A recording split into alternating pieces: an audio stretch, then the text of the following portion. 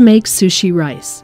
Sushi is a rather sophisticated dish, but it is fairly easy to make. It doesn't require complicated kitchen equipment, and once you have the technique down pat, you can single-handedly make hundreds of sushi rolls in the space of one afternoon. The secret to making flavorful sushi is learning how to make sushi rice well. Cooking rice is an important part of Asian cuisine. In Japanese cooking, rice is served as part of every meal. Note that knowing how to cook rice as a side dish is quite different from knowing how to make sushi rice. Although there are some similarities between the two, the latter is a bit more complicated. Here is the easy-to-follow step-by-step guide to making sushi rice. 1.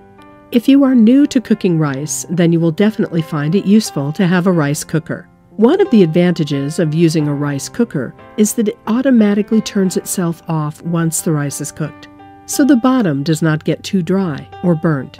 However, if one is unavailable, you can certainly use the stovetop. Other equipment that you need are as follows: a thick metal pot in lieu of a rice cooker, a flat wooden spoon, a large mixing bowl, and a clean kitchen towel large enough to cover the mixing bowl. 2.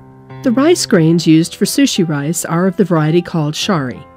Shari grains are rounder, whiter, and more opaque than the long-grained rice varieties eaten with viands.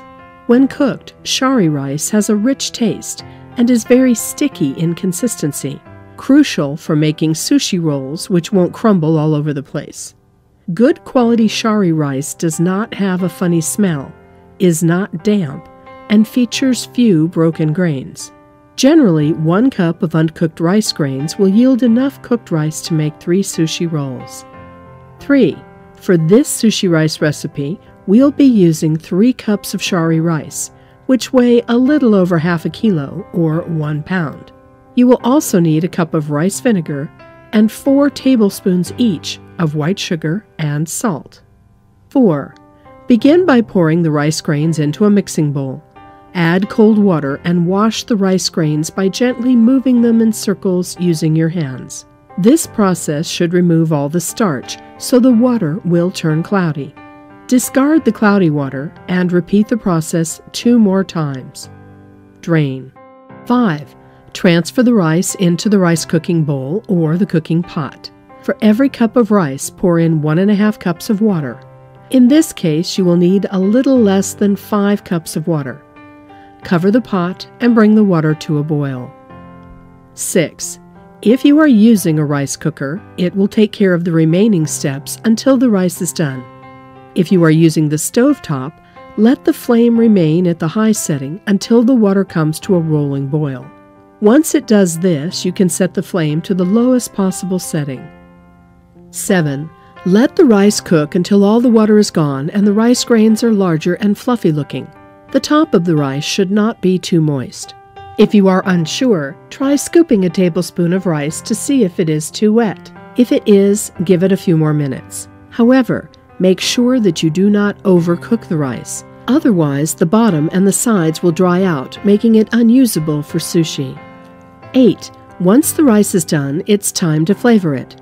Hold the wooden spoon and the large mixing bowl under running water and shake them to remove most of the water. However, don't wipe them dry.